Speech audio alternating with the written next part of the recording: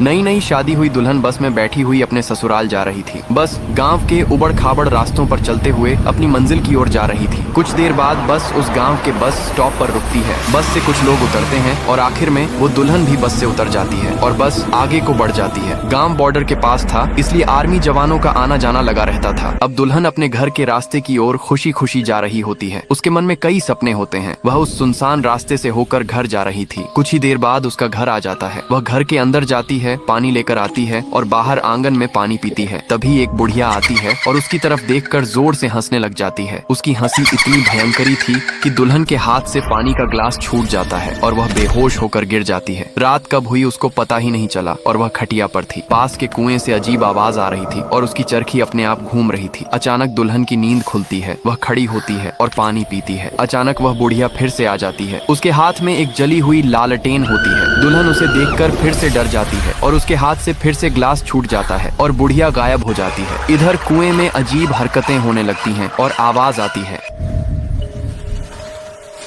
मैं प्यासी हूँ, मुझे पानी चाहिए।